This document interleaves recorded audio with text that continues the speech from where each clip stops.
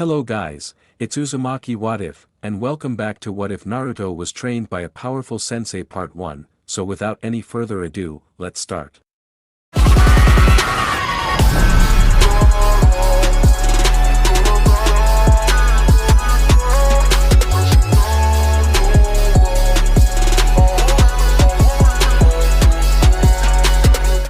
Today was the big day. I was going to ask Gigi-chan for a bigger mission. We had already caught that stupid cat again, and we were standing in his office waiting as he looked over the paperwork. Gah! Why didn't he just get help with all that? Samri-sensei taught me that shadow clones could help in so many ways. Gigi looked at me with half-lidded eyes as he took in my outfit. He hadn't seen it yet. I forgot. I was wearing a slightly different version from my graduation. I was wearing the same outfit, except now I had dual swords on my back and my armbands now had sealing abilities in them. I had saved up and bought a ton of shuriken and kunai. I think a babysitting job will do dash, he stated before he was interrupted. No. No. No. I want to do something better. Give us a better mission. I shouted. The whole room was quiet and I heard a chuckle inside me. While that confused me, I was more focused on something else right now. TSK, I agree. Sasuke thought to himself. He couldn't get stronger with low missions. Catching a cat was not rewarding, even in money. No matter how many times they caught it. How annoying. Sakura thought while her inner voice screamed how he was an idiot. Kakashi smiled softly and looked at the picture of Minato. He figured this would happen soon. Iruka-sensei, who was sitting next to the Hokage to talk to him about a new troublemaker, shouted at Naruto. Kakashi sighed and listened and agreed that Naruto was still a rookie, which is what Iruka mentioned. I don't care what I am. We are getting the crappiest jobs possible. What cat needs to be caught 4 times a week? I am tired of making a cat a prisoner when he obviously doesn't like that lady. She doesn't even know it's Kakashi interrupted him with a hit to the head. He face-faulted onto the table. To-san. May I ask why you don't use shadow clones? Samri started coming out from the shadows. He shot up with wide eyes, almost crying. In seconds he had done the hand seals for 3 clones to pop out and start to work. You are getting old To-san. Samri, if you value your life, you will cease to speak about this matter. Did you witness the outburst of your student? He said calmly. She nodded and was hit with a newspaper. She squeaked and laughed as she hopped away. I swear to Kami, if that kid does not learn manners, I will be teaching you some. The Hokage smirked. Oh. Manners? So, what about you teaching him not to be a perv sensei? She laughed, pulling out his copy of Makeout Paradise she had just pickpocketed. He laughed and took it back. He has grown a bit. Normally he can't express himself through pranks. Maybe he is growing up. To-san, I filled his fridge up. He needs more nutrition. I did want to ask you if he can be moved to my home. There was another break-in and his stuff has been trashed. No one will feed him. No one will sell to him. I have to escort him everywhere when he buys stuff. There are only 3 places that will and all of them are near my home. He nodded and handed her a paper. I have already been thinking and I believe you should. He tilted his head down. That kid has been through so much, and I don't know that it will get any better. They both sighed. Back to our little knucklehead. Let's go, Naruto shouted excitedly as he ran out past the gates. Why are you so excited? Hey, you sure I will be safe with this brat? Tazuna, the old man, looked at Kakashi and asked. This is my first time this far outside of the village, Naruto growled before jumping in front of him with my sword tip at his throat.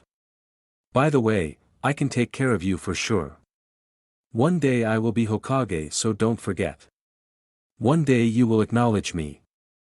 He sighed and looked away from me to Kakashi. Then he kept walking.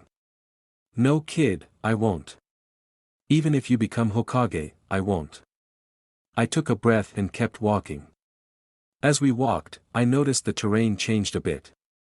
I smiled to myself as we passed the furthest point I have ever been. In the distance, I could even see my old campsite. I sighed and looked to the sky, birds chirped and flew by. It was a bit hot but otherwise, it was a fairly beautiful day. I had tingling as Sakura asked Sensei about other villages and ninjas. She was so beautiful, but she was so mean to me. Her pink hair was not the same as her red personality. I sighed and walked ahead. It didn't take us long before Sasuke brought up Samurai Sensei. Yo Sensei. How come he gets a special sensei? He has something in him that requires it. However, you will be getting some as well, I am sure. Probably before you become a chunin. I may even see to that myself. He spoke, reading his book. Kakashi Sensei. What about me? That beautiful voice rang out. Or I used to think it was beautiful. Why was it sounding shrill now? My ears were getting better for some reason.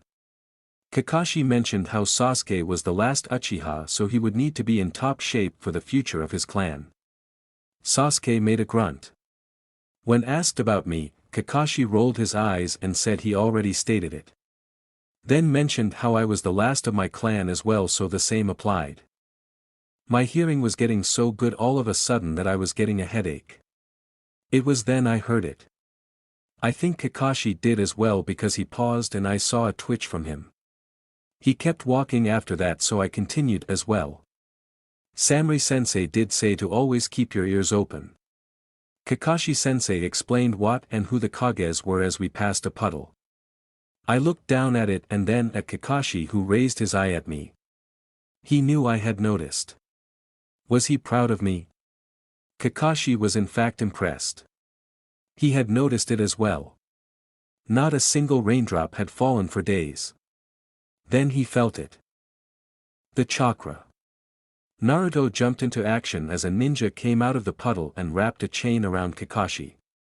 Another jumped out and grabbed onto the other end of the chain. It had razor-sharp edges and everyone froze. For that split second, everyone's breath caught. Then the two ninjas laughed and jumped back, cutting Kakashi in half. Sakura yelled for him and Sasuke froze for a second. Naruto pulled out his two swords just as they appeared behind him. Two down. One said, but before he could strike, Naruto crouched down and twisted, sending his arms wide and trying to slice them with his swords.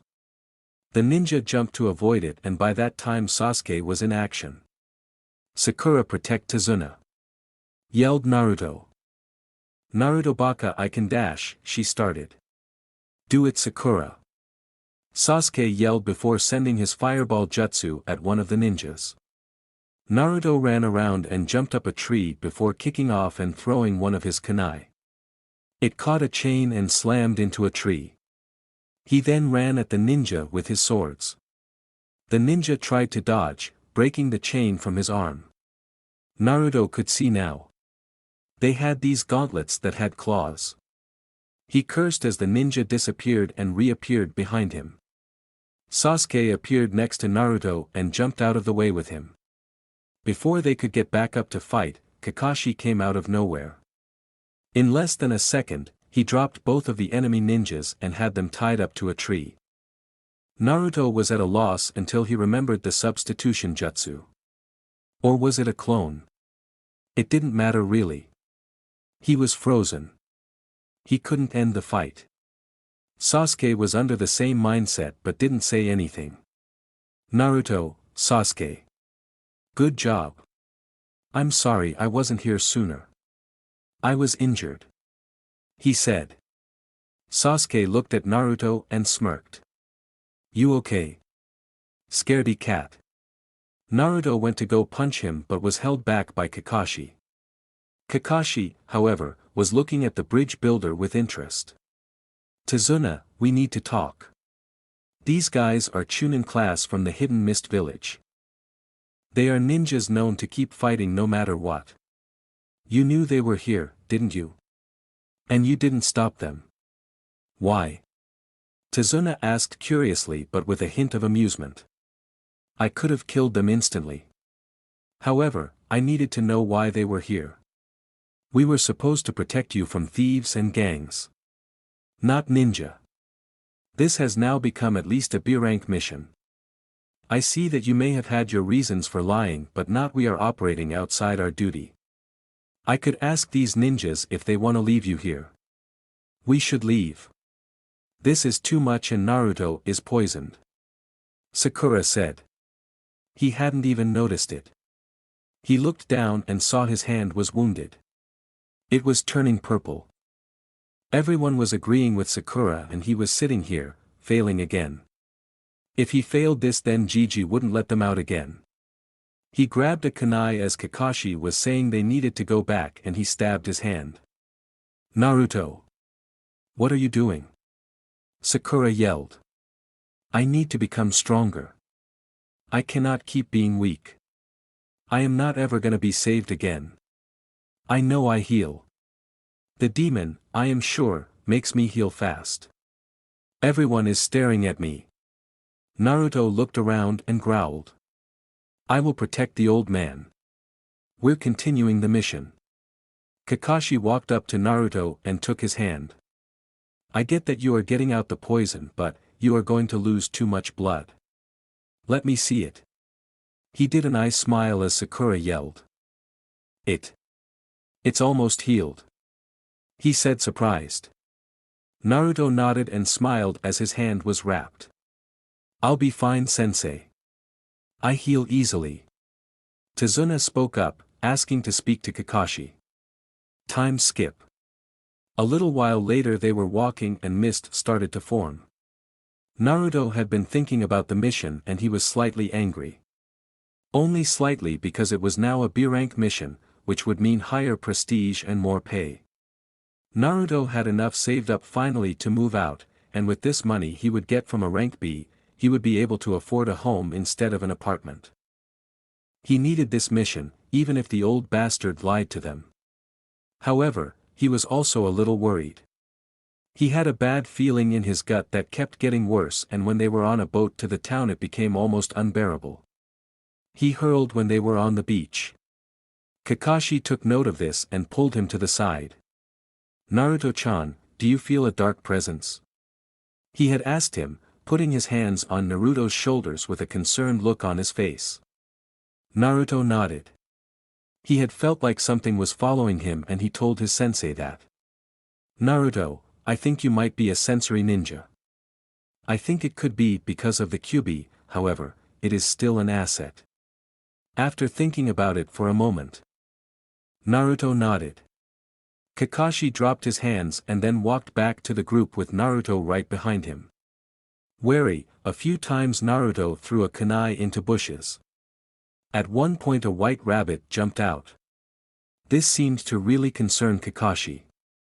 Of course, now the mist had become denser and the feeling was worse. It wasn't until he was finally getting a hold of the emotion when he heard a whistle. Get down! Kakashi yelled. They all ducked as a huge sword came barreling by, hitting a tree. They all heard a laugh and turned around. The genin started pulling out their kunai and Kakashi started doing some hand signs without anyone noticing. Naruto got up, shaking a bit, with his eyes narrowing on the man now standing on the hilt of the sword buried in the tree. The man was shirtless with arm and leg warmers on. His pants and warmers were camouflaged and his mouth was covered with bandages. His headband was slightly tilted and showed the insignia for the Mist Village. The symbol had a line through it, signifying a missing nin. Well, if it isn't the Hidden Mist's missing nin, Momochi Zabuzakuin. One of the 7 swordsmen. Kakashi said and no one missed the kun at the end. What respect. I am truly honored of course. Kakashi of the Sharingan, honoring my prestige. The man said inclining his head slightly. Naruto's eyes widened and Sasuke growled. Everyone get back, this man is on a whole another level. It'll be easier if I do this alone. Kakashi said, pulling his hide up and showing his red eye. Naruto had been reading up in the library and had heard of this. He was still confused because Samurai-sensei had only told him to read the basics for now. What is that? Naruto asked, unsure of what was so special about a red eye. Sasuke spoke. It is said that some have the ability to read and defeat all types of genjutsu, taijutsu, and ninjutsu. The Sharingan is one of those types of gifts that give you this power. That isn't all it is known for. However, that's right, it is said it can copy your opponent's techniques once they see you use them, Zabuza exclaimed. I am very honored to see this being used against me. Sasuke was wondering how someone had the eyes that only a select few Uchiha had. Naruto, however, had caught up and realized something. Kakashi had said, swordsman. Hey, wait. You are that Zabuza? The one with the butcher's blade? The demon of the hidden mist? The one who killed Kame Torichi of the leaf? Naruto yelled and everyone went silent. Yeah. That's me. He said quietly and confused. Oh. My. Kami. You are so awesome. Real quick. Can I have your autograph? Just in case I live through this. I have some swords and I would love a chakra tattoo of your signature on them. Naruto was super excited and pulled his swords out walking forward. Kakashi tried to top him but Zabuza laughed. Let the kid Kakashi. The Gaki can have this one. He said hopping down. Naruto walked up to him and Zabuza took the swords, spinning them before grinning. As he signed them both, he spoke. Kid, these are nice swords. Who gave them to you? My other sensei. She killed one of your kind and fought off another. He laughed and walked back to retrieve his sword. Who would that be? Samurai Mayo. Also known as Kaze no Kijo, Demoness of the Wind. Or Unmei no Kogo. Naruto was about to go on but Zabuza started laughing even harder. Well then, it will be an honor to face the student of not only Kakashi but Samurai, vanquisher of Kushimaru. I hated him anyways. With that, he picked up his sword and the battle started. He jumped away and quickly used the jutsu hidden in the mist. With that, he disappeared. Everyone froze with hesitation and fear as the demon's voice echoed through the fog. 8 choices. Kidneys, heart, lungs, liver, clavicle vein, neck vein, brain. So much to choose from. Zabuza whispered tauntingly. Sasuke was frozen. Naruto was looking around wildly as he growled and gritted his teeth. He sensed him nearby and was about to move when Kakashi jumped in between Naruto and the others, blocking a hit from Zabuza. They jumped back at the same time just before Zabuza looked down and saw a kunai in him. He grinned as his body turned into water. Sensei, behind you! Naruto yelled. The huge sword swung and chopped Kakashi in half before he turned into the water as well. Zabuza paused, amazed that he had copied it in the mist. As much as I enjoy this, Zabuza, I am afraid I will have to end this. Kakashi stated as he came up behind him with a kunai in hand. Zabuza started laughing before mentioning that he had figured out Kakashi's plan already. Just then, another Zabuza came behind him and kicked him into the water. Kakashi tried climbing out but the water was denser and heavier than normal water. Ha! This is fun, Kakashi. Let's try this out. Water prison jutsu. He laughed and a water prison that looked like a bubble covered the silver-haired ninja. Zabuza had his hand in it and created another water clone. Time to finish this. The water clone sped towards Naruto and kicked him backwards. His forehead protector fell off. When you get your name in my handbook, much like your sensei, then you can call yourself a ninja. Until then, you aren't even close to being a ninja. Now die, the clone went and kicked Naruto again. Take Tazuna and run. He cannot move while he has me in here, and the clone cannot go far from the body. Run and go back to the village. Kakashi yelled to his students. He was frustrated that he had fallen for such a trap and left them to fight alone. He wouldn't let them die. He refused to lose another team member. Never again. Naruto was shaking. He didn't know what to do. He felt like he was going to die here. His sensei would be so ashamed. She might even raise him from the dead and kick his ass. He looked at Sakura crying and shaking, then at Sasuke, who was frozen in fear. Naruto stood up, wiping blood from his mouth, and determination set on his face. No. I earned that right. I decided when I became a ninja that I wouldn't run anymore. I won't run away. Naruto then picked up his Hidayat and ran towards Zabuza. Before he could even get there, he was kicked back. Are you insane? Why would you go after him by yourself? We genin stand no chance. Sakura started but stopped as her expression of fear changed to dread. Naruto was chuckling and looked up, glaring. Hey you, eyebrowless freak, put this in your handbook. The man who will one day become Hokage. He held his Hidayat up towards Zabuza. Then he tied it to his head. It would go back on his forearm when this was over. The Leaf Ninja, Naruto Uzumaki. He grinned and looked back at Sasuke. Listen. I have a plan. He whispered. Teamwork? From you? Sasuke smirked. Naruto nodded and grinned. Now let's get wild. No. Naruto, run. That's an order. He will kill you. Kakashi yelled, pain in his voice. If they died, it would be all his fault. Their blood would be on his hands. He couldn't go through this again. Sensei, you said that those who don't follow orders are scum, but those that don't help comrades are even worse than scum. Naruto said, and Sasuke nodded. Naruto whispered his plan to Sasuke and they both agreed. He looked back and asked Zabuza if he was ready. A monologue about how they were not going to live to be adults ensued. Then he told the story of how he had killed 100 of his fellow students. When he was done, Sasuke, in a rage, charged him. He was slammed down into the ground. Naruto growled and created 50 shadow clones who charged Zabuza so that he could save Sasuke. However, when the dog piled the demon, he spun, his blade killing all the clones.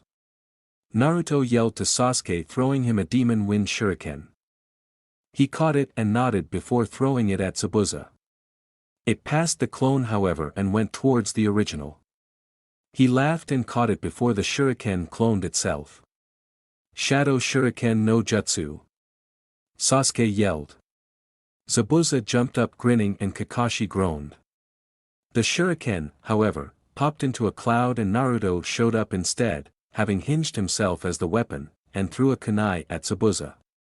To dodge it, he had to remove his hand from the bubble and jump to the side. He gripped the shuriken and started to throw it, but the now released Kakashi grabbed it.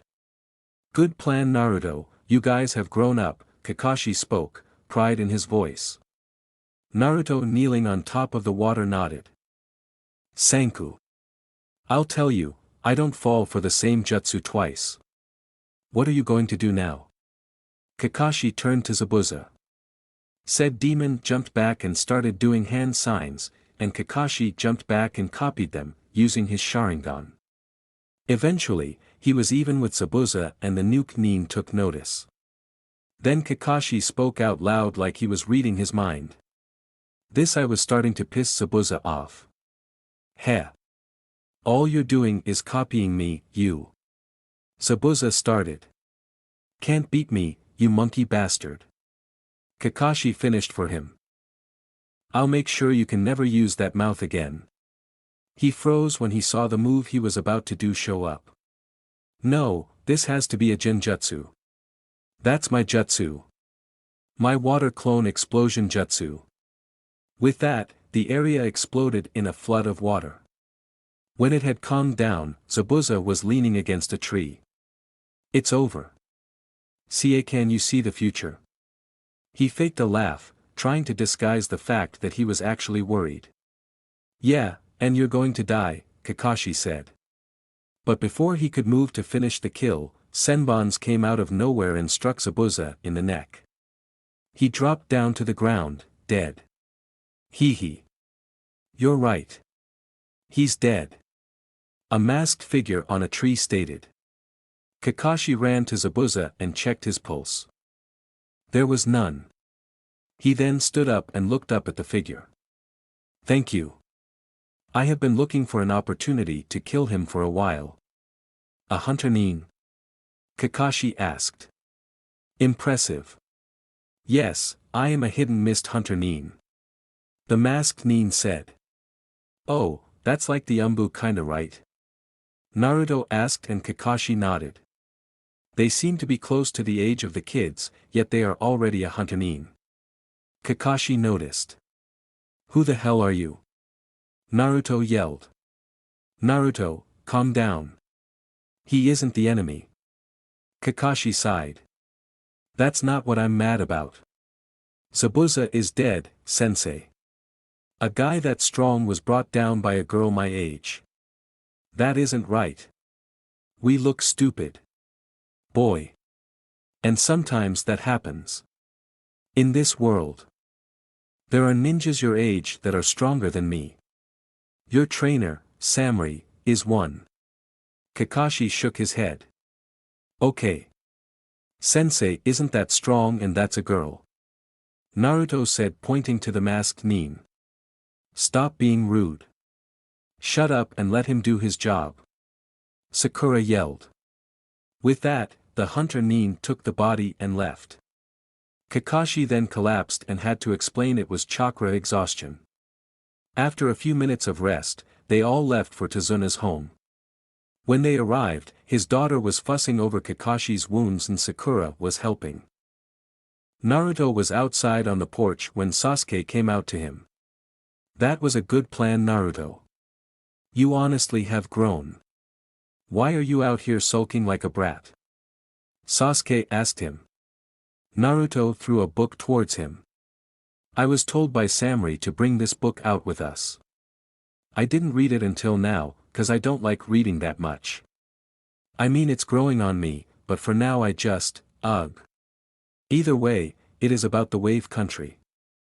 She bought the book for me cause, right after this mission we were supposed to go to another place. She was going to catch up to us and take me to the old whirlpool country, something to do with my heritage. Then after that, she needs to go to the wave, so she wanted me to read up on it because I am going with her. Anyways, read the 4th chapter on their shinobi and practices.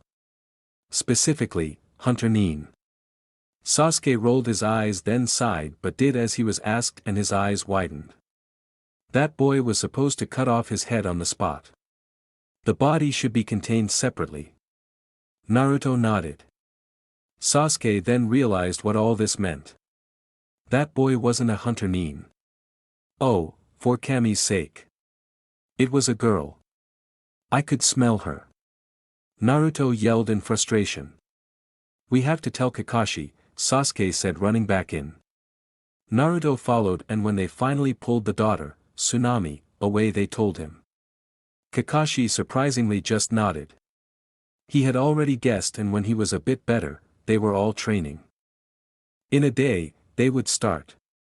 He explained how Naruto had shown the most improvement and how they all still needed to get at least twice as strong. They all agreed. Time skip. The next day they were in a clearing. Kakashi had decided to have them climb trees. Naruto already knew that but Kakashi wanted him to at least up the gravity seal on his body by 2 times and walk up 3 times. It was hard so Naruto did what he always did to train. Shadow clones. He made around 10 clones, all with his seal on them and told them to get to work until they could run up and down 10 times, much to Kakashi's surprise. He saw that Naruto was growing. So, as Naruto started making more clones to work on his kenjutsu, he walked over to him. Naruto, you have grown a lot. I am proud of you and I know I can't tell you who he was, but, your father would be proud of you, he said to the boy and seeing his eyes widen, nodded. Your father was my sensei. I did say I lost everyone. I need a favor. I have to train Sasuke because I am worried about what he could become. I don't want you to think I don't care. I also don't want to leave Sakura in the dust. Would you be able to maybe have Samurai help both of you? Oh. I could ask Sensei. Could we possibly see her chakra nature? I have books on jutsus I borrowed from the library. Naruto said excitedly. He was excited to work more with Sakura. Well, kinda. He was no longer crushing on her. Lately, he had started to see, feel, her immaturity. Maybe this could help her grow. Kakashi nodded and asked her to come over. Then he pulled out some paper and asked her to pour chakra into it. They watched as it started to crumble, but got a little damp. Mainly earth with a bit of water. Excellent, Sakura. I can help you a little bit. I have been studying and I have some ideas. Sensei, do you know anything about chakra or? Naruto asked. He nodded and Sakura sneered. Why would I need you to train me, Naruto? Sasuke-kun could train me. Sakura, Naruto won't be training you. His sensei will. Naruto is just going to teach you a few jutsu to help. He is the smartest one out of you three anyways. Naruto, I'll get you some more for her. You will have to repay me then. Kakashi snapped a little before walking away with a wave. Sakura looked at Naruto and then looked down. I am sorry. What do you need me to do? Naruto asked for her arm and slapped a seal on her. She squealed after chakra was poured into it and struggled to stand up. Then he told her to go and do what his clones were doing. Tomorrow he would teach her water walking. When she nodded and was dismissed, he opened another book and made more clones. They would train on seals. Samurai had been given Uzumaki info by the third Hokage and decided it belonged to Naruto. With that, he walked off to let his 30 clones deal as he walked into the forest. He needed to rest, as using his clones while the weights were on was tiring. However, he decided to go for a run. Time passed and the sun started to go down. It was then he felt the clones dispel and all the memories came back. As he ran, he made more clones and laughed as he flew through the trees. When he was little, he used to sit on top of the fourth stone face. He would stare up at birds and down at the beautiful village. When he was done meditating, he'd jump down and it would feel like he was flying. He laughed out loud because it would make the Umbu nearby freak out. He would always land okay because of a special blast of air, but he didn't care. Though now that he thought about it, he felt proud. His guardian angel was sure to be his sensei. He laughed again and dispelled his clones. He was really tired now and outside the border of the village. He looked down at himself and felt power catching back up. That's right, Kyubi. Heal my body. It was definitely a new feeling to not be skinny and malnourished. He laid down and stared at the sky. He could hear birds soft chirping around him and the stars twinkling made the sky look so gorgeous. Dad, Mom, if you are up there, I love you. I hope you guys can see me. I hope you are proud of me. He whispered with sleep taking him finally. When he woke up, he smelled perfume. He opened his eyes to see a pair of beautiful gray eyes staring back at him. He froze for a second, noticing the hand on his chest. It was then a second scent hit him. Familiar. But he didn't worry about it. He sat up real quick, freaking out. You'll catch a cold out here like that. The girl said, tilting her head. Forget me, what are you doing out here? Naruto said loudly. She giggled and explained how she was collecting herbs to heal someone she loved. He offered help and she nodded. He went around helping and asking her about them. After a while, she asked if he was a ninja, because of the headband. Yes, that's why I was out here. Training is important. Do you normally train in your sleep? I slept after Lady. He yelled loudly. She giggled. You look strong already. Why train? Because I want to get stronger. I want to be the best ninja in the village and make everyone acknowledge me. Is it only for you? She asked. When he looked at her confused, she giggled. Do you have someone important to you? When you have someone important to you, then you truly become strong. Naruto looked at her and smiled. He had heard something similar a while back, from his sensei. Flashback. Sensei, what do you think makes a ninja? Naruto asked Samurai. She looked at him and smiled. Well, kiddo, that's a good question. Some would say determination. Others would say strength. Even some would say hate. I would bring it to three things. She grinned. 1. Those precious to you. I think having people to protect makes a ninja strong. But it isn't what makes a ninja a true shinobi yet. Next comes love. Love is a powerful indicator of strength. It holds will and soul. When one loves, those precious people become an even more powerful conduit for strength. One can have precious people, but not love others besides them. When you love people, you aren't indifferent to others. You'll learn one day that hate isn't the opposite of love, it's indifference. If you see an innocent getting beat up and love them, you help them. If you hate them, you cheer on the offender. However, to hate that person, something had to have happened. Hurt does that. Hate is still an emotion though. Indifference is the absence of it and is truly dangerous. Though what finally makes a shinobi is death. What, sensei? How? Simply put, when you experience the death of a precious person, one of three things happens. You either become stronger through hate, become stronger through love, or go crazy. Or all three, or a mixture. However, it breaks a limit in you and the soul goes to the next step. You will understand one day. End flashback. He stared at the girl and nodded. I do, yeah. I'd die to protect them. Naruto said to her. You will become strong then. We should meet up again. She said, hugging him as she walked away. Oh, by the way. I'm a boy. No, you aren't.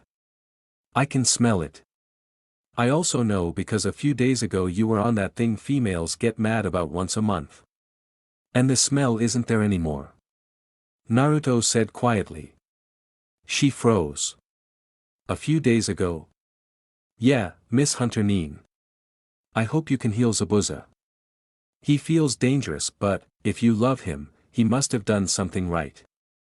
Meet me here tomorrow. She looked at him, pulling out a needle. How do you know I won't kill you? Because we are friends. Oh, speaking of which. Do you have a book on herbs? I think it could be handy. He said, grinning. She nodded, bewildered. This boy was so brazen. Yet she felt it. Friendship. He didn't see her as an enemy. Tomorrow, then, Naruto-san. With that, she walked off. He laughed and jogged back. When he got back to the clearing, Sakura yelled at him. He groaned, but at least she didn't hit him. He had told her before that if she ever did hit him again, he would hit her back. Kakashi was training Sasuke in water walking and Sakura had also figured that out. Though it was harder with the weights. Kakashi walked up and handed him the oar. Here. What are you going to pay me back with? It doesn't have to be much. Not if you tell me what they will be. He stated to the blonde. Knuckles. She has amazing chakra control. Can you imagine what damage she could do with these? Except I found out from the seals we could do something else, so I may do that. Tattoos on her wrist and ankles. She could use them for a power-up. And an earth jutsu to give her hands or feet armor. He said, grinning. Ah. And the rest? He asked. He had given him enough for a sword. The tattoo on her wrist will hold 2 tonbua that can become 1 bow staff. I got the idea from an old comic. He said, grinning. Good idea. Let's face it. She probably won't be able to use a whole variety of jutsu. Maybe medical. Kakashi said, patting Naruto on the back. Yeah, however, saving some of the ore is for Sasuke too. I only need it for the tattoos though. I'll pay you with the earnings from the mission. No, it's free. I could use the rest for Sasuke, however. He wants a Tonto. Kakashi said, walking off again as Sakura shouted for Sasuke to see her walking on water. Sakura, come over here. Naruto yelled. It was time for her training on focusing chakra into attacks. He would need the training as well so they could work together. This was going to be a long day. With Samri. I was annoyed. We had gotten a bird back from Kakashi and Tusan would not let me go to assist. I growled and hit my pillow at home. Anko stared at me as she ate my dango, grinning with her mouth full. I glared at her and threw the pillow, which she dodged easily and kicked back with her foot. Ugh. I am so pissed right now. So angry, and all you can do is eat. How in the fuck are you not fat? I yelled. I work out. Sex helps as well. She grinned and winked. I rolled my eyes. I was not taking the bait and everyone knew she didn't have much experience in it. The last person she even slept with was a deadbeat. He had cheated on her and such. Do you think I should teach Naruto a summon? I was thinking a fox cause, you know. I asked. Didn't his dad have a toad contract? Yes, but I'd have to ask Jiraiya if he'd do it, I said pointedly. Well, he is his godfather. She said like it was as normal as the weather. His, what? He has a fucking godfather. Where the fuck has that bastard even been? Fuck that shit. I'll find a damn fox summon. You coming? I am going to see Tusan. I yelled, grabbing my fan. She didn't respond as she went into my fridge, so I grabbed her and dragged her out with me. I am sure it was a sight to behold, me dragging the snake mistress along the streets before she finally got up and followed. She mumbled, but I ignored her. When we arrived, Hiruzen was talking with someone from Kumo. I eyed the woman and growled. I could sense something powerful. Oh, hey Samri. This is Yujito ni. She is a Jinchuriki for the two-tails cat demon Nibi of the village hidden in the clouds. She has come with something for us. Specifically, for you. He said in a serious tone. We have heard that you are training the Nine-Tails. We have recently been keeping an eye on the hidden waterfall village. I was wondering if your apprentice would like training books that I have written in exchange for your help. I would help him myself, but my Raikage does not want another village's weapon trained by me. She said, pulling out a scroll. What is the mission and what is in the scroll? I asked. Well, in the scroll is a little bit of info on taijutsu I think that he would be good at. Foxes are close to cats, so I feel like he could pull it off. He may need to have weapons though. It'll also help him be faster and more flexible. The mission is to retrieve something from the waterfall. A weapon that he doesn't want the mist getting a hold of. We would do it, but we cannot afford a war right now. The leaf is powerful and does still have the backing of the sand. The sand is unstable, however. IWA is an enemy. So that leaves you, the leaf. She grimaced when she said the word weapon. Like she didn't like the term. I asked for the scroll. When she handed it over, I looked at it carefully. Could this work with a fox summon, in Senjutsu? Her eyes went wide. Ah no, yes. Actually, other than having control of his bijou, that would work really well. Do you have a fox summon? I shook my head and looked at Hiruzen. Then a figure came in through the window. He was tall, really tall. Kind of handsome. He had white spiky hair and red marks under his eyes. He had the Sannin Hittite on and a weird outfit on. He also had an air of superiority around him, the kind that demanded respect. I was kinda nervous as I knew by the forehead protector who this was.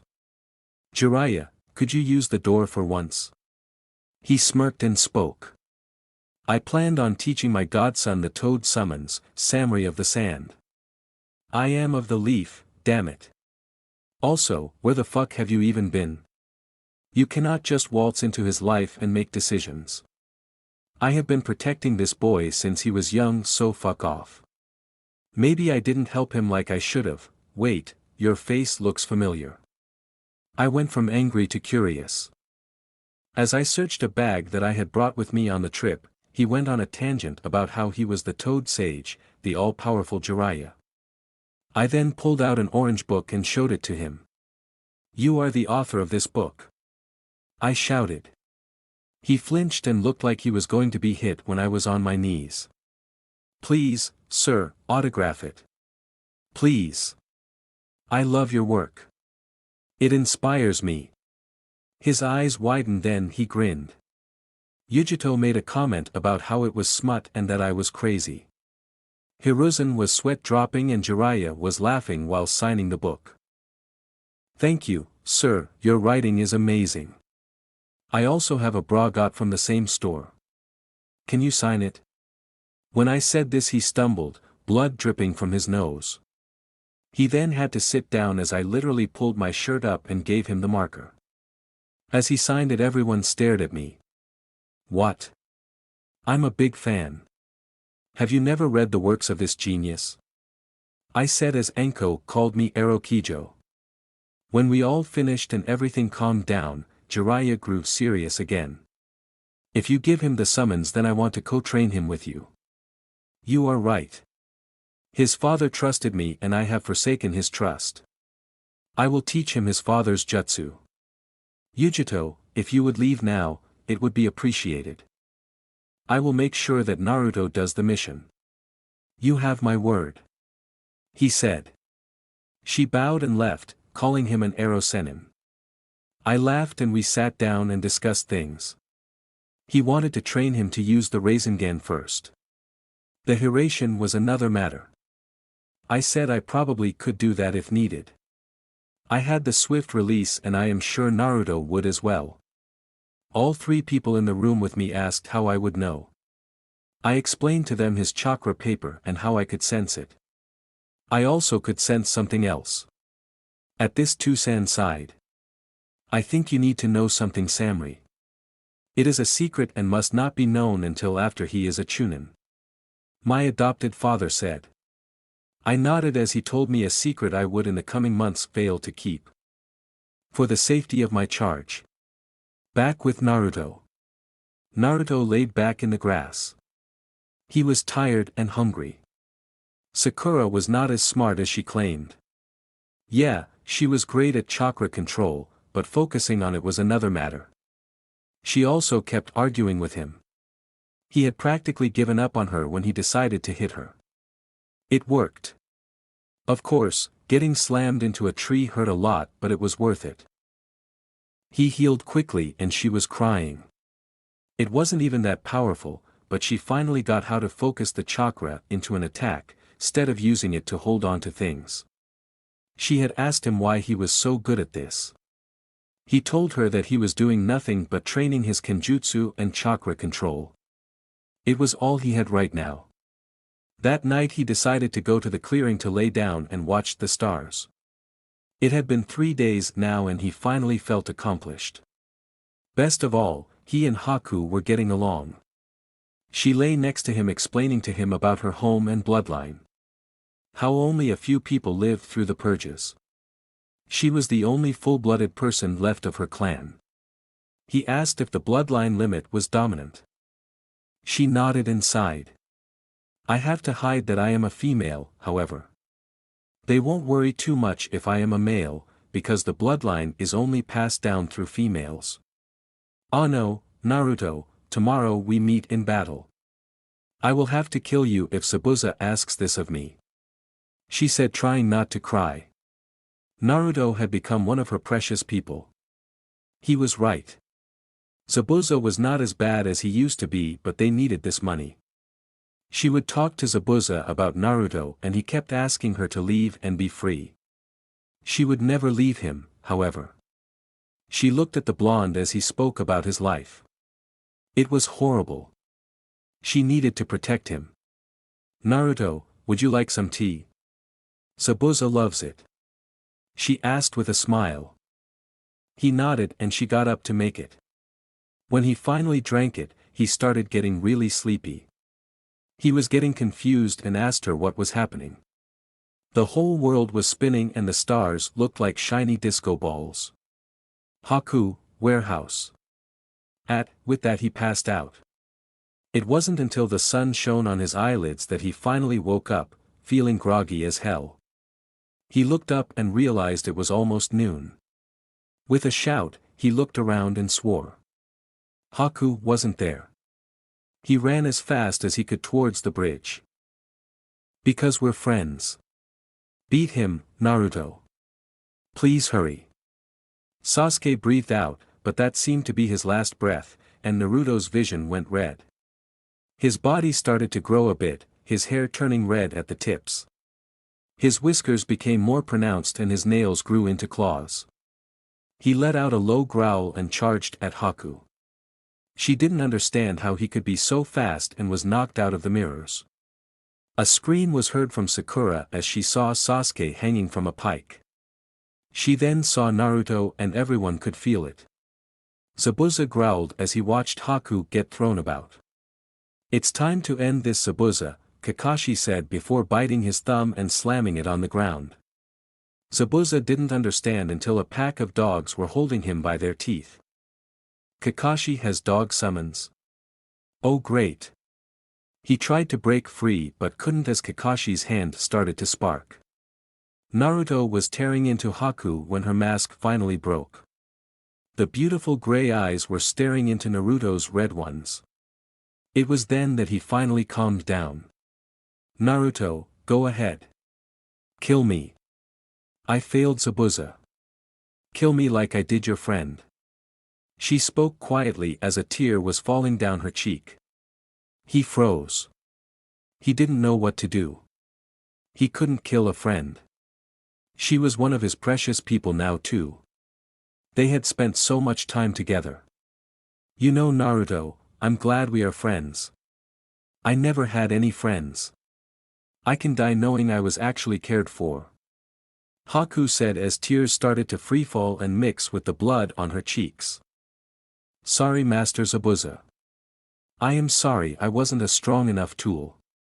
She sobbed as she will stay strong for him shattered. Stop it. You aren't his tool. You are a person. A kunoichi. A strong girl. Stop it right now. You don't have to be a slave, Haku. Naruto yelled as tears welled up in his own eyes. It was then they both heard the words Chidori and Haku pushed away from Naruto and sped towards Zabuza. Naruto quickly turned off his weights like his sensei had taught him and ran, faster than her, to Kakashi. He got there before and pushed Kakashi's hand to the side, but it still went into Zabuza's side. A loud yell was heard and he fell. Kakashi growled at Naruto. He was about to go off on Naruto for something so reckless when Kakashi realized that Haku was crying. Zabuza had realized it as well, then realized that she was about to jump in front of him to save his life but end hers in the process. Haku, why would you do that? He growled, pulling Kakashi's hand out of his side and falling to his knees out of pain. Because I am your tool. She cried. Yeah. You both were my tools and you failed. A voice said. Everyone looked over to see a fat man with a horde of thugs standing there. Zabuza muttered Gato and the fat man laughed. Oh, you had your chance. If you can't do it, I'll just save my money and do it for you. I wasn't planning on paying you anyways. He laughed maniacally. Zabuza, with a grunt of pain, got back to his feet. Kakashi. It seems your student has helped Haku out a lot. Haku, I want you to be free. Don't worry about me anymore. Okay. Kakashi, it seems Gato is my enemy now.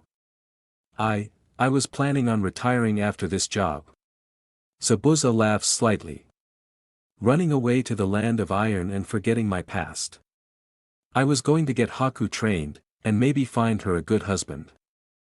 Haku, I know you didn't realize it, but you have always been like a daughter to me. I was harsh because I knew one day I would die and didn't want you to mourn me. But, as it seems, that backfired.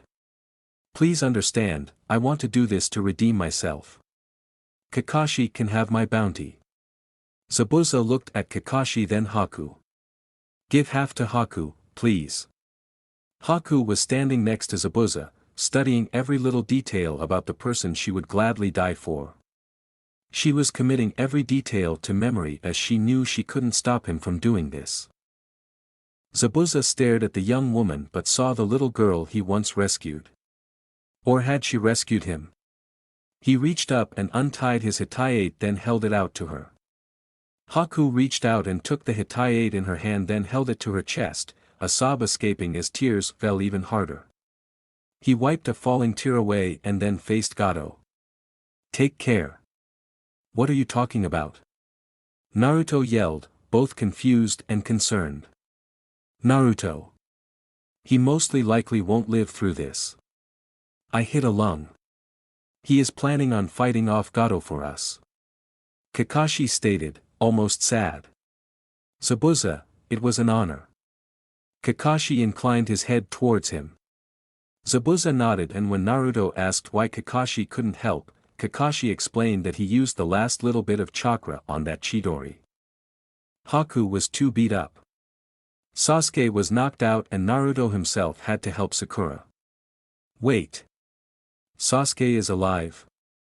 Both Naruto and Sakura shouted in disbelief. They both looked to see the ice spears gone and Sasuke coughing as blood dripped down his chin from his mouth. Kakashi really did see everything. Haku limped over to Sasuke and started to treat him. Haku, you're too kind. Naruto, she didn't just fight for me, she fought for you as well. I'm weak in spirit, truly. She has built me up. Haku, I love you, my daughter. Zabuza spoke at last before lunging into the hundreds of men that Gato had brought. He tore through them, the screams filling up the once quiet area. Naruto shouted no and tried to run and help him, but Kakashi stopped him. You need to live, for her. He jerked his chin at Haku. Haku started sobbing and looked away until the sound died down. Her Tusan Zabuza. Her master had killed over 200 people in just a few moments. And he spoke to her. Haku, please come here. TSK. These guys were easier than the 100 kids. She looked over at him and saw he was covered in sears and swords. He looked like a pin cushion. Forgetting about Sasuke now that he was out of immediate danger, she ran over to Zabuza, who had just fallen to the ground. His breathing was ragged, his eyes glassy. She pulled out the weapon slowly and then held his head on her lap. Child, I don't know if I'm going to the same place you are when you die. But maybe Kami could forgive me for everything, eh? Don't let life hold you back. Do me one last favor, for a dying man. He spoke, coughing up blood. She nodded and waited. Please, bring my sword back to the mist. It belongs there. Give it to a lady named May, she should be part of the rebellion. Last I heard, she was the leader. She will accept you. He said those last words as he gave her one last eye smile. And his head fell to the side. Her screams could be heard all the way back to the village as she cried. Gato, who was still alive, barely, was approached by her. She grabbed his head as she slowly, and without remorse, froze his head. Letting him feel the tiny but painful pinpricks in his brain as she made sure he slowly died. Naruto, watching this, turned and threw up onto the ground. With that last cry of Gato out of the way, she snapped his neck. She then kicked his body over the edge and watched as it floated down the river. I hope you burn in hell. She growled as she shook with anger. At Zabuza's funeral, no one but the shinobi joined. Naruto stood with Haku as she cried. They had buried him in the cemetery of the village and even gave him a headstone. On it read, "The Savior Demon." She, of course, had burned the body, so all that was really there were ashes. Naruto walked her to the edge of the village. They didn't say much during the hours after the battle. But she finally spoke at the border. Thank you, Naruto-kun. I appreciate all of this. I think I'm going to head to the mist and join the rebellion. Maybe I'll see you around a bit, huh? She said, smiling softly. She had some makeup on to hide the bags under her eyes from crying, however, her eyes were still slightly bloodshot. He nodded and went to hug her. Only to find out she didn't have the bindings on her chest anymore. With a blush, he backed off and apologized. You're fine. You taught me that I need to be me, and that's what I am going to do. With that and a kiss on his cheek, she walked off. The sun was setting and her form looked peaceful as she walked into the sunset.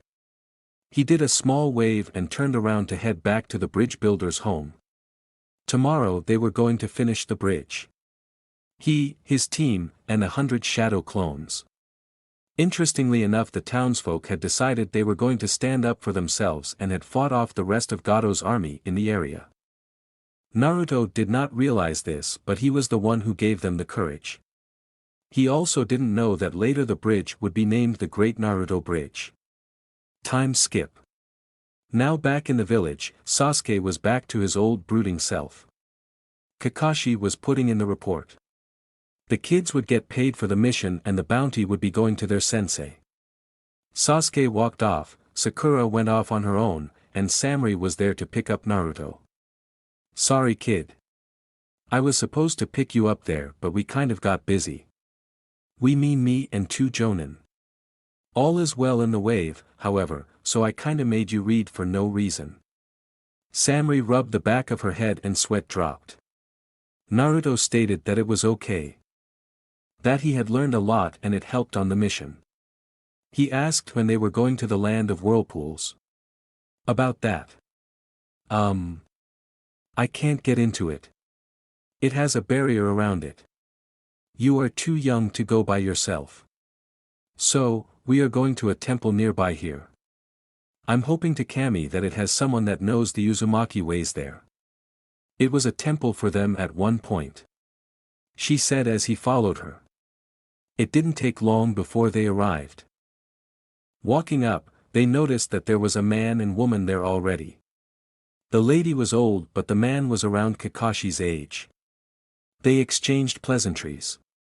Turns out the lady was an Uzumaki. My name is Nina Uzumaki, this is Shonu. He is my guard for the last of my days. Samurai here has informed me that you were an Uzumaki. The last male, I think. I told her I would not tell her anything until we met. Now that we have, I can see the vibrant Uzumaki genes in you. Follow Shonu and begin your training. She said, gesturing towards the young man. How did you know, Granny? He asked with a quizzical look on his face. I just told you I spoke to your sensei, Baka. She hit him on the head with a cane. He muttered his apology and walked off after the man while rubbing his head. That day he learned the basics of the taijutsu called the swirl style. It basically utilized momentum and flexibility to speed up the user. The user would do various spins and dodges, hitting the joints of an opponent and using their own momentum to basically make them beat themselves up. If they weren't moving, then a series of kicks and hits would slowly wear them out. So, you basically make them move and they wear themselves out. Or you wear out their joints. Naruto said as he dispelled 500 clones. The guard nodded as Samurai came back up. Kid, we gotta go.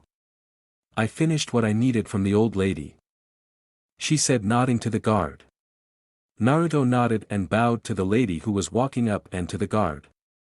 They said their goodbyes and walked off. Did you learn anything? Samurai asked to hope that he did. Yeah, I learned the basics of the whirlpool style. It was called the swirl style, a bit like the hidden fist. But he said I kept adding 8 gates designs by accident. So, we renamed it. Samurai laughed. It was just like Naruto to mess up so bad that he fixed something. Sometime the next day back in the village. Sakura just stood there staring. The woman before her was obviously one of power. Sakura knew exactly who she was. She was one of the ladies Ino saw as an idol. Oh, she was so gonna get Ino Pig jealous. You are Samurai of the Wind, right? With that, she was bonked on the head. Of the leaf now. Or storm, that sounds nice. Samurai grinned and held out a peace sign. Don't call me senpai. I will train you to use water and chakra control. I will also teach you how to use your new weapons that Naruto is paying for. She said walking into the village. Naruto, you will have a new scroll that I need you to read and practice from. I have another teacher for you to learn from while I am gone too. I will be bringing another Jonin with me, but Sakura will help me learn some earth style to help you. I probably won't be able to use it well, but I will teach you what I can. Wait, Samurai-sensei. Where are you going? Naruto exclaimed looking up at her, slightly worried. It isn't for another few days, kid. Don't worry. She ruffled his hair and he pulled away. Anyways, Kakashi has informed me that you will be entering the Chunin exams next month. I have a mission I have to do while that is going on. I'll be back to see your final battle. You have my word. She said grinning as the look of worry turned to excitement. Wait, Naruto bought me weapons? She asked quietly. Wasn't he supposed to be dead last? Yeah, and now I have to stay in my crappy apartment. He muttered with slight annoyance. Samurai looked at him and sighed. Naruto, I have like 4 rooms. You can stay with me for a while. As soon as you become a Chunin you can get your own place. She said as they approached the barbecue place. Sakura. Naruto. I heard you guys did an A-class mission. That isn't fair. The voice stopped when the speaker saw Samurai. Oh my Kami. You are Samurai, Demoness of the Wind. Ino shouted and shook her head. Her hair whipped everywhere and her voice hit a high pitch. Yeah, pig, and she's training me. Sakura said proudly, pointing her thumb at herself while smiling. Samurai smacked Sakura on the back of her head. Ow! Sakura said while rubbing her head and looking up at Samurai. Don't gloat. It isn't becoming. She said to Sakura, then looked back at Ino. Ino however was ignoring her and looking between Naruto and Samurai. She saw the cuts on Naruto's face and went red in the face. Come here, you baka. Let me heal you. Ino pulled Naruto to her, to everyone's surprise, and started using medical ninjutsu on him. Ino pig, when did you learn that? Sakura pouted as she felt jealous that Ino knew something that she didn't. Mommy showed me. She said I would need it for the Chunin exams. I have someone to impress anyways. Sasuke is mine. Sakura shouted and stomped her foot like a child throwing a tantrum. Not Sasuke, forehead. You can have him. She said, turning red and running back into the restaurant now that she had finished healing Naruto. Samurai shook her head and dragged both of them along to the training ground. Sakura complained about how she didn't get any rest. Samurai then shouted that she didn't care, Kunoichi sometimes had to stay up for days. When they arrived at the training grounds, she threw Naruto the scroll and Sakura the bow staff. Then she stated. Naruto, go train with a clone. I have to teach her this. I'm sorry, but I just don't have anyone to train with you in taijutsu. She said, frowning. I can train with him. The blonde ninja from earlier shouted as she ran up to them, red-faced. Sorry, I followed you guys. I meant to tell you but you had already left when I finished informing my teammates. I had to ask 1010 where you guys were. Who is 1010, never mind. Yes, you can go train with Naruto, seeing as I apparently run a fucking daycare. I hate kids. Samurai growled and told them both to go over to the other end of the training grounds. Naruto nodded and slowly walked over to the other end. He kept stealing glances at Ino. She was pretty. She had a new outfit on as well. She was still wearing purple, however her sleeveless top now had wrappings all the way to her hands and the belly area wasn't wrapped. She had a flower belly button piercing and her abs were definitely toned. Normally she would be wearing her hitayate as a belt, but now she had it on her forehead, as a hairband. Her hair was in a braid, running down almost to her mid-back.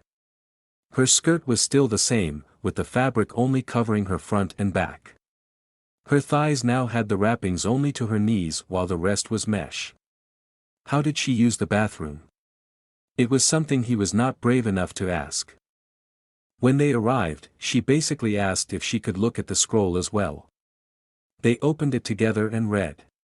It was then that they noticed it had been edited. Someone with pretty writing, which Ino said was nice, but she had better. He noticed that it was not a simple taijutsu and that it would take him months to fully learn just the first stage. It had 3 stages. The first stage was called One with the Kitsune. The second was the Fox Summoner. The last was called the Fox Sage. Naruto tilted his head and looked away, blushing in shame. Naruto-kun. What's wrong? You can tell me. We are friends. Ino whispered while placing a hand on the shoulder nearest her and rubbing it lovingly. Naruto shrugged it off. No, we aren't. You and Sakura bullied me all the time. Naruto looked at her with malice. Why would I tell you even a sliver of what's hurting me?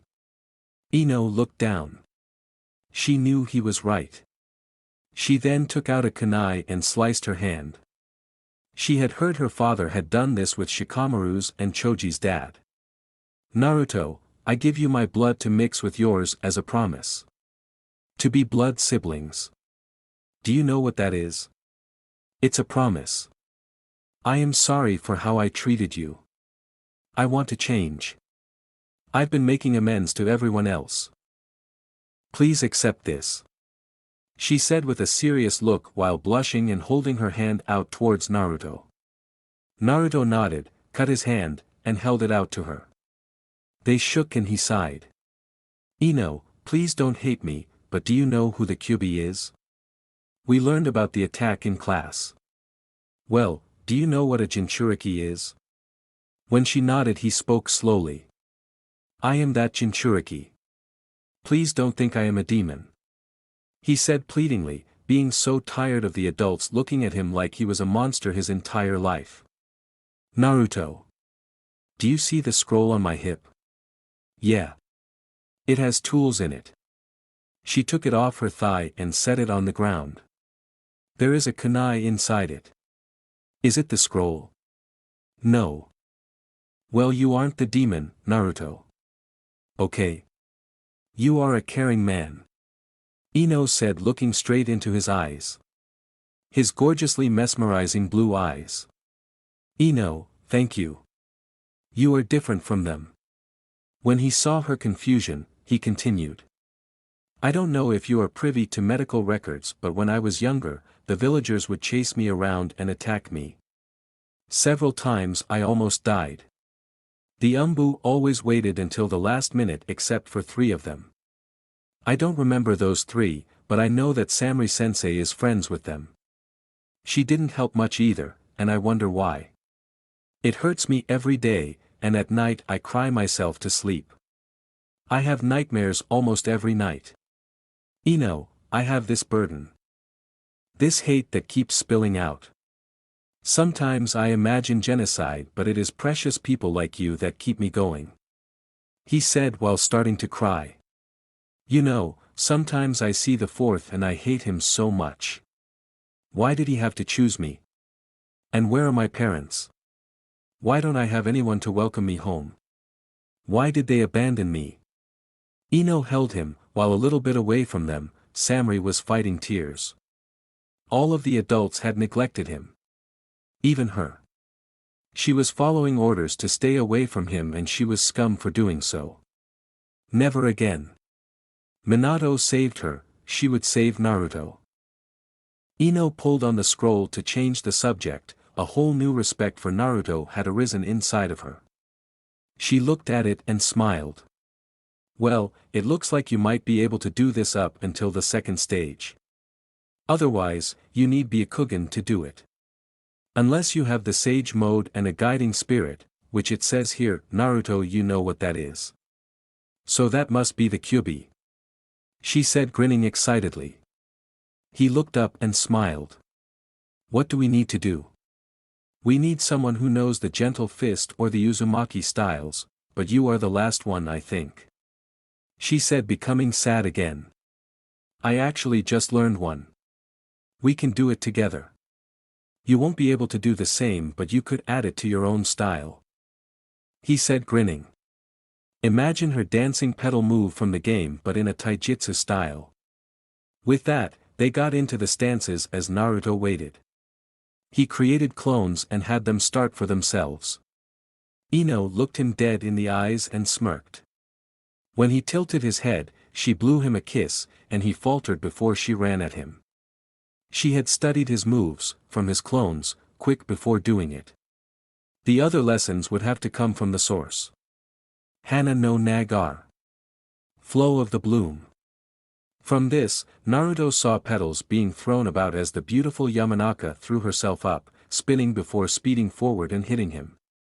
1, 2, 3, then a kick. He saw the kick coming however and ducked. When he did hit her, he hit her inner knee and she fell to the ground. He was worried he had hurt her and went to ask but was kicked in the chest. As he flew backwards, he righted himself and landed on his feet, sliding backwards in the water. At this he started to swirl his hands and charged at her, spinning as he did so. She almost thought he was going to pull out Kiba's move, except he moved so his hand touched the ground and twisted so his feet kicked her back. He then twisted again and started to hit her hard. Uzumaki Genzai, Whirlpool Current. He then landed on top of her, both of them breathing heavily. He was starting to get it. By the end of the Chunin exams, he'd have mastered at least the basics of the Fox-style taijutsu. Soon they were resting as she grumbled about having her ass kicked. At least we can train together. I need more speed, however. He muttered. It was noon and he looked up. Samri would be leaving tomorrow. He wanted to spend the rest of the day with her. Hey Ino, you wanna go out to eat with me and Sensei? He said, pulling off his foxy grin. She readily agreed and they took off. Samri was on the other side next to a beaten-up Sakura. When both the blondes gasped, she looked at them. Seeing their faces, she commented. She called you worthless, so I stopped going easy. Samri shrugged. Naruto sighed and asked Samri and Sakura if they wanted lunch. He was paying. They nodded and went walking towards his favorite ramen spot. On the way, however, Sakura saw two odd characters. Samri had stopped to talk to Anko, and the three kids continued. Ino was laughing at Naruto when she bumped into two little kids. Boss, help! Konohamaru is in trouble. This girl with orange hair yelled out. Boss? Ino asked. I don't know why they keep calling me that. I only yelled at Konohamaru and showed him my sexy jutsu. Naruto said, walking towards the odd group, not paying attention to the tick marks on Ino and Sakura's forehead. Hey! Makeup boy! Put down the kid! Naruto yelled. It's war paint. The boy yelled back. He was holding Konohamaru and glaring. He was in a weird catsuit and had something on his back. It looked like it held a body. Next to him was this amazing-looking girl. She was a little bit shorter than the pajama kid, but she was beautiful. Her hair had 4 ponytails poking out in spikes. Her body was almost fully covered in mesh, with no lower arm sleeves or lower legs. She wore a dress that didn't cover her fully, with a small amount of cleavage showing. It did go down to her knees, and the pale tan color went with her odd demeanor. She had a hitayate around her neck. Kankuro put the kid down. "This one feels weird," she said. "Whoa." Naruto started. "You are pretty," he said before he could stop himself. Temari instantly blushed and Ino glared. "You also look familiar," he said, rubbing his chin and looking at her closely. "That's a bad pickup line, kid. Plus, I don't date tree huggers." She shifted her weight to her right side as she spoke. That wasn't a pick dash, he was interrupted by Samri. Temari. Kankuro?" she asked, running up to the group. The fight had gained the attention of the 2 jonin and some sand village guards. "Aunt Samri." Temari's voice was weak. Kankuro instantly dropped the little boy. He stared at his aunt in disbelief. It had been so long. "Aunt traitor, you mean, Temari?" he growled, balling his hands into fists. "Shut it, brother. She was protecting Gaara. I believe those stories." "Auntie." She ran up and hugged Samri tightly. She was crying and Samri petted her head lovingly. "SSH, kiddo. I've missed you too. You guys are here for the Chunin exams? He is still alive, right?" she asked, concern in her voice. It was then they all felt it. A kid with red hair and a kanji on his forehead walked up. He had a huge gourd on his back and was dressed in desert wares. He had ki pouring off of him. "Release Temari or I will kill you." He spoke, his gravelly voice loud even though he spoke quietly. "Hey, you can't talk to my sensei like that." Naruto yelled, getting ready to fight. Who did this jerk think he was anyways? Mother senses the fox. Mother wants you dead. You will give me your blood. He snarled until a voice stopped him. Gaara, leave him be. You can kill him later. A jonin spoke. Samri gasped and looked. There stood a woman with a desert garb on. She was wrapped up and had a huge scroll on her back. She also had purple war paint going down her cheeks. "Maki. Is it really you?" Samri ran up to her only for a loud crack to be heard. Everyone gasped when the hand hit Samri's cheek. "How dare you speak to me, Haim?" "Oh, Samri-chan gets to leave and shit while we stay and suffer. You left me when I needed you the most." She hit Samri again. "You ever feel like we all missed something?" Naruto whispered to Kankuro, who nodded. "Koibito, I had to," Samri said, rubbing her cheek and looking at the woman with pain in her eyes. "Yeah, I know. That doesn't mean you couldn't have written to me. Our teammate left. I don't know if he is dead, but we have reports that he is," she said, tearing up. "I'm sorry, but I have to go. You should tell your genin to stop hiding in the trees and antagonizing our Jinchuriki. He isn't stable," she said before walking away, throwing a kunai into a tree. Everyone watched as Sasuke fell out of the tree and grunted. The Sand siblings were then ordered to walk away and Maki said her goodbyes. She was going back to the village. Temari looked one last time at her aunt. Just before she joined her group, she ran back up to Samri. "Auntie, one last thing. Root for me, yeah? I am using your old fan," she asked while indicating the fan she had on her with a sheepish smile. Samri smiled and hugged her. "Yeah, even if you go against Naruto here." Hey, from said boy resounded. "Do your best, okay?" When they left, she opened her hand to see a note. She opened it before she realized that it needed to be shown to the Hokage. The letter read as follows: "Auntie, I am writing this quickly using a henge to hide it. I'm glad you got slapped, it gave me the distraction. Gaara has not been okay and is unstable. The Kazekage wants to invade the leaf using this sound Kage dude named Orochimaru. I don't know who that is and my time is out. I love you. She told Naruto she had to go and would be back later to see him off before she left. She had to get to the Hokage and with that, she left. Naruto, however, was not done and followed Gaara. Something inside him pulled him to the guy. Gaara had been walking behind them away and while Naruto was following them, the others weren't even paying attention. The three little kids had followed Sasuke to annoy him. Ino decided to follow Sakura as she was still hungry and now Naruto was all alone. It was then the Gaara that Naruto had been following broke apart. It was a sand clone. He felt him behind him and tried to turn only to be surrounded by sand. His world grew very dark right then. Oh, Kami, you would get caught by the one tail. How pitiful. A dark and androgynous voice spoke. Who is that? Naruto asked. He opened his eyes and yelped as he was in the water. It looked like a sewer. In front of him was a giant cage with one light on. Red eyes showed out and it laughed at his fear. He stood up and shouted at it. I won't go down without a fight. But you already have. To Gaara. The poor boy has gone crazy from his tenant. The voice roared. Oh, I did, didn't I? I'd assume I was dead but I know who you are.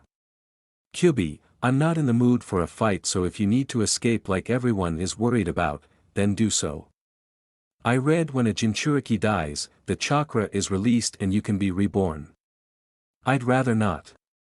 That red-eyed bastard who controlled me is still out there. I'm safer here. However, I can help you with the boy. There is a seal on him and it is messed up. I can feel it. You just need to strengthen it. I cannot do it, however. If I even try, I feel pain. However, you can do it to him and I can melt away his old one. How do I know I can trust you? Because I don't want to die, Kit. Right now, there is a shield around you made of my chakra.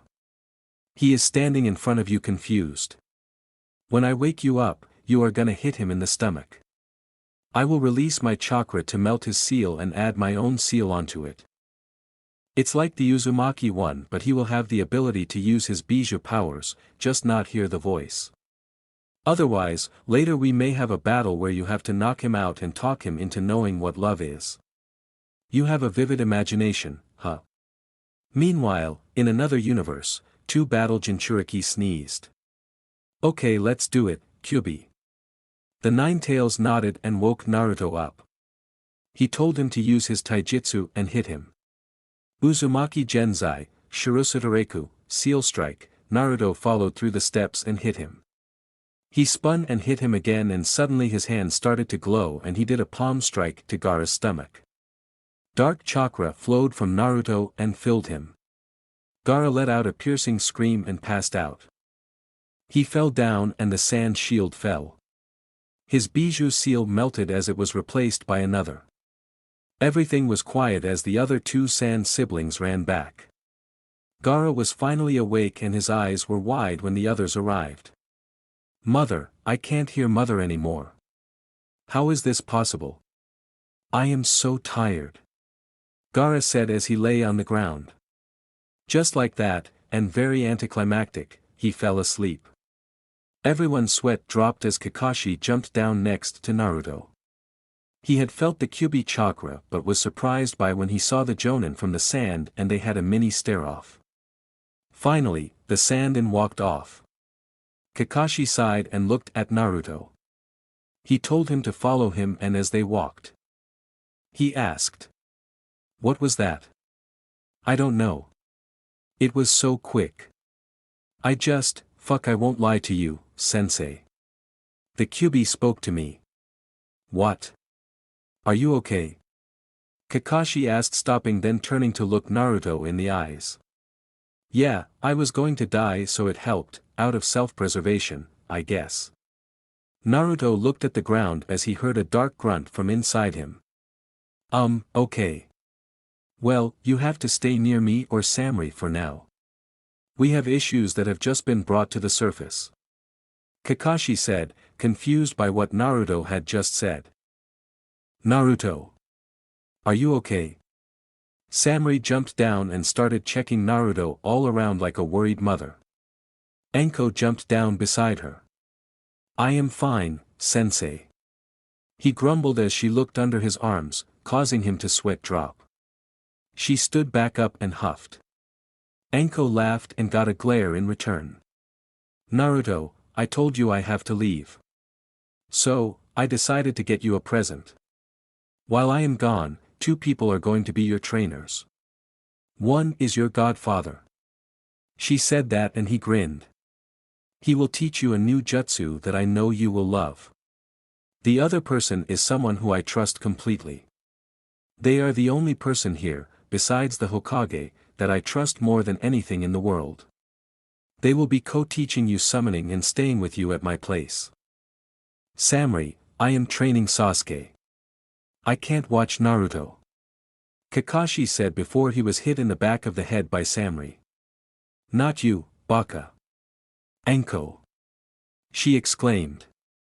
Said Snake Mistress was, at the time, trying to make hissing noises with her hands before all eyes were on her and she realized what was said. What? Me? Wait, you trust me more than anyone else? She asked quietly, taken aback. No one had ever trusted her. She was as much disliked as Naruto was. Well, yeah. I mean, why wouldn't I? Plus, you and the kid have gone through the same stuff almost. Why are you crying?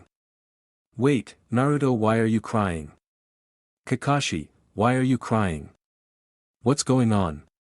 Samri asked with pure confusion etched on her face. You are my best friend. Enko cried, hugging Samri, who gave her a quick hug and a smile and then pushed her off. I have a godfather. Naruto cried, smiling and wiping away the tears. You don't like me and I finished the book. Besides, everyone else is crying. The copy ninja wailed. You all are a bunch of idiots. Ugh. Naruto, give me a hug. I have to go. Yujich, not so tight. Samri said as Naruto hugged her tightly. She ruffled his hair and then hugged him back.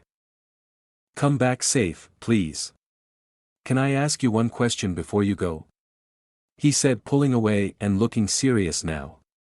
Yeah. Why was my godfather not ever here? Naruto asked with some pain and annoyance in his voice. Naruto, this village has made a lot of mistakes. I for one was not there when you needed me. You lived in fear and the Umbu and I stood by and watched until the final moments. I regret listening to those orders. I don't know why they were there, but you need to realize that ninjas are tools for their village. And your godfather had to be away on missions that were too dangerous for you. He is a Sannin after all. My godfather is Jiraiya. Yeah, you read a lot, now don't you? You say you don't like to, but I don't believe you anymore. Just, don't be mad at him, okay? Naruto nodded and sighed. He was just happy he could meet him finally. He froze when he felt the lips on his forehead. Be safe, please. If something ever happens, promise me you'll live. Samri said as her voice cracked. Naruto nodded and watched as his sensei walked off.